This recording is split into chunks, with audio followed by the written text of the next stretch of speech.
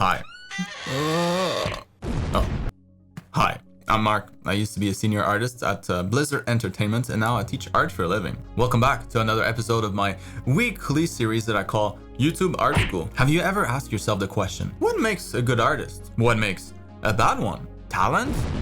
I would argue that's not even a thing. We don't have dedicated art genes like we do for eye color or hair, for example. Instead, it's probably a combination of skills and behaviors that will result in somebody being good or bad. Today, I'll talk about 10 of the more important factors that will have the greatest impact. Also, next week will be the last video that I shoot in this office because we're moving in about a week. So something's about to change in here. Quickly, let's get this class started.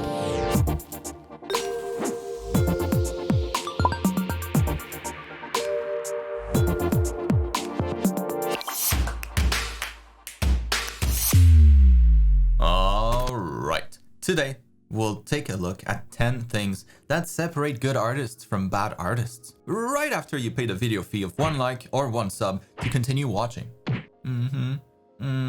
Good. Let's keep going. Now, of course, just because you don't do all those 10 things or any of it doesn't make you a bad artist per se. I think we all start pretty ignorant, pretty bad.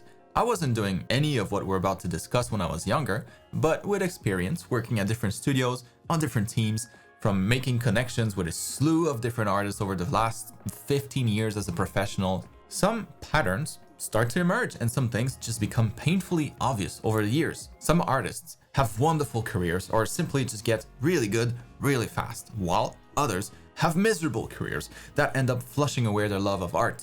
Not good. Or even if we take out the career part of it, just talking plainly about the art, some artists just never get good despite their apparent effort. Why? Are some artists just more talented? No! Stop using that word right now. I've made it illegal. Thankfully, it's not that simple. And I think the good news is that anybody can get good. You just gotta start doing more of the things that will help you get good and less of the stuff that doesn't help.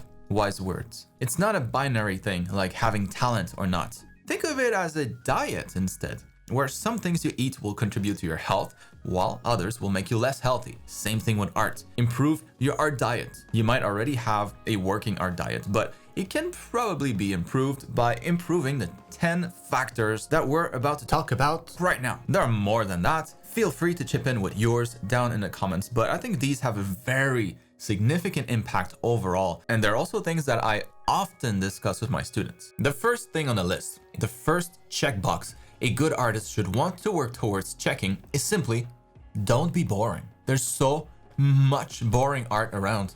Most of it is boring. The older I get, the more this is true. Anybody who has a lot of experience will likely have seen more things, right? When you keep seeing the same things, the same designs, the same trends, over time it gets boring, it gets old, not interesting. That's obvious. So if your audience is younger and they themselves don't have much experience, they'll likely be impressed with less. That can be good to realize. If you're a younger artist, also keep that in mind. More experienced artists will have probably seen most of the things that are new and cool to you. So you'll have to work extra hard to make something that's not boring to them. Do more research, push your ideas further. Don't be boring. The second item on the checklist is to communicate emotions through the artworks.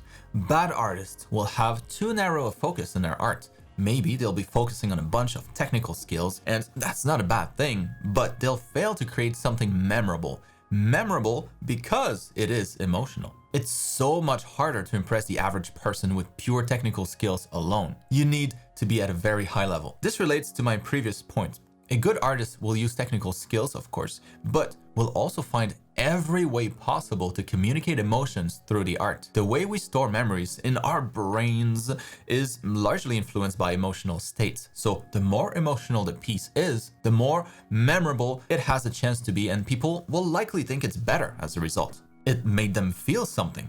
That's what art is all about. The most effective emotions to play with are sadness, anger, most of what we consider to be negative emotions. Those typically have the bigger impact. Positive ones work too, but just not as well. A somewhat sad emotion that you can use pretty easily, for example, is nostalgia. When you're nostalgic, you reminisce about good times that they're now lost. It's past. It's gone. Let's say I draw a generic character by simply adding some items to it, like a portable CD player, a Tamagotchi, giving the character dyed blonde hair with spikes and baggy pants. Basically the 90s kids starter pack. Anybody who grew in the 90s are way more likely to respond positively to the art. It'll make them feel nostalgic. Use emotions to give more impact to your art. And by the way, which emotion is the strongest in this case? The strongest of all is grief. Nothing beats it. The third item on the checklist is to understand basic psychology of the people browsing art online.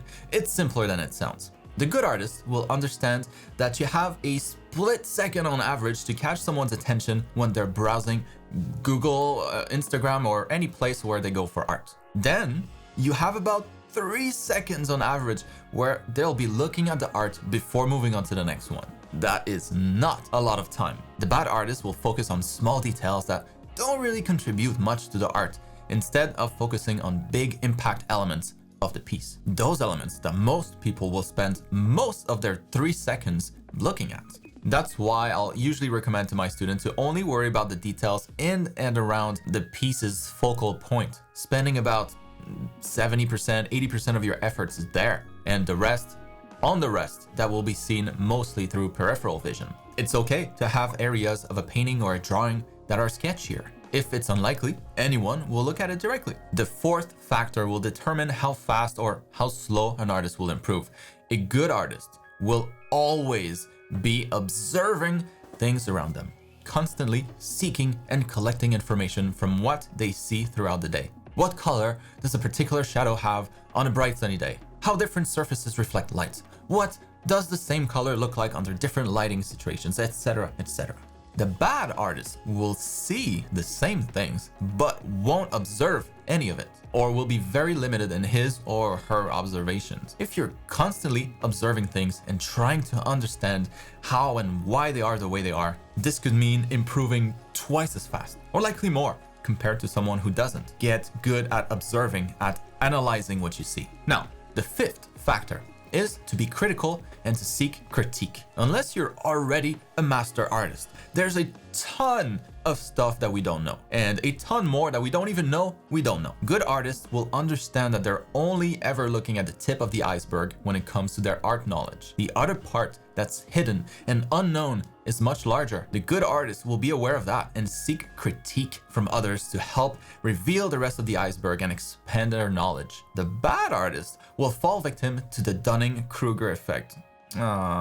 And wrongfully think that they know more than they actually do. Not being aware of your own limits and shortcomings is like a curse. If you don't realize where you fall short, you can never make meaningful improvements. And we're already halfway done, but the rest is just as important. So here's the sixth item on the checklist. This can apply to anything that you do. It's to have a clear goal for your art. The bad artist, in this case, would be someone who can't answer this question. Why are you drawing? Or rather, has never considered the question. A good artist might not have the answer yet, but might be looking for that answer, trying different things and learning as much as possible about the potential goals artists typically choose from. Even better, a good artist will have found the answer and will be creating art to help with that goal. If you have a goal, you can figure out a path to get there as soon as possible. For example, if you settle on the goal of becoming a character concept artist, you'd be working on character designs instead of potentially wasting time practicing environments, something that would not serve you in that goal. Having a clear goal is a game changer for progress, however big or small the goal is. Next, have a schedule and be disciplined about it. I don't want to hear it. I know it's not easy, but a good artist will have the same kind of discipline about their art practice as others might have about their workouts, or even just their day job, right? You have a job, you show up. It's something you must do. That structure is important with art as well. You want to dedicate time in your weekly schedule for art. Have it written down somewhere. When you do something regularly for long enough, it becomes something you must do. It becomes part of who you are as a person. A not so good artist will treat art like they treat watching TV, just whenever they feel like it. Making art will be treated more as something they should do. And there's a big psychological difference between something that we should and something that we must do. You will move other engagements around the things that you must do, but not for things that you should do. Item number 8 on the checklist has to do with learning basic marketing and advertising concepts. This is one of those things most artists do pretty poorly at. It's like personal finances for the general population. Most people aren't educated enough and make terrible financial decisions in their lives. A good artist here would have at least a decent understanding of how social media algorithms work and how the basic concept of, supply and demand impacts the art industry. A bad artist will wonder why their art isn't getting much attention and feel helpless in the face of poor results, while a good artist will understand that their art simply might not be in demand. Yet, there's already a lot of supply online. That's always going to be the case. So all you can work on really is the demand for your art. How do you increase demand for your art? Do everything else we've talked about today. Keep improving. If a restaurant only sells you bland rice with unseasoned steamed broccoli, that's it. You'll likely go to a different restaurant. Same with art. Make your menu more interesting. Learning marketing allows you to understand the why of things, why others behave how they do towards your art. Now, we're almost done. In 9th on the checklist is to connect with others. The bad artist here will work in isolation, unknown to most, and on a solo journey to improve. That's a hard path. The better artist will understand that opportunities come from your connections to others, and that it's never too early to get your art out there for the world to see. Not only that, but working on your art as part of a community is a massive boost in motivation. It introduces a bunch of different social pressures, ultimately resulting in you staying on course more and maximizing your exposure to future opportunities. Forums, Facebook groups, Discord servers, whatever you choose, connect with others. Be a part of a small or a big community of peers around your own level. That usually helps. And help each other grow. The closer you can get to them personally, of course, without going into creepy territory. Basically, the tighter your little art family is, the better the results long term. I think this has made a crazy impact on my own students, for example. Those part of the private feedback group especially. It's a very tight group. It's awesome. But now, finally, the last item on the checklist. Turn envy into motivation. I don't know how to practice this, to be honest. It might have a lot to do with your upbringing and how supportive your parents were, but good artists are more naturally inclined to look at great art, impressive art, and feel motivation as a result. Motivation to improve, knowing that such a high level is achievable with enough dedication and practice. Artists who get stuck on the envy part, who get discouraged looking at good art, they're likely to have a hard time. And if that's the case for you, for example, I would try to limit my exposure to other people's art, especially art that's better than yours. Don't do this to yourself. Because yeah, it's important to remember that the artist who's the source of envy also had to work very hard to clear the items on this list, plus a lot more of them, I'm sure. To be clear, nobody is a bad artist if they feel envy. It's how you manage to turn that into motivation that will make the difference. You're also not a bad artist if you're missing things from the list. The idea here is to work on all of these to eventually check all 10 boxes. A bad artist will be aware of these and still choose to not do anything about it. As soon as you start working on these, you'll be on the right track to becoming a good artist, as I'm sure most of you are, but we can always be better. And that's all I have for today. Have any other topics that you think I should have added to the list? Write them in the comments below. As I'm sure you know by now, if you're a subscriber, I read all the comments, so it won't go unnoticed. It never does. Also, want free brushes, bro? I'm still offering my brush set for free. Link in the top right corner of the screen. And hey, if you make cool art with them, tag me on Instagram or on Twitter. I regularly try to reshare the stuff that you tag me in to send some traffic your way. I also wanted to mention something about the art in the background.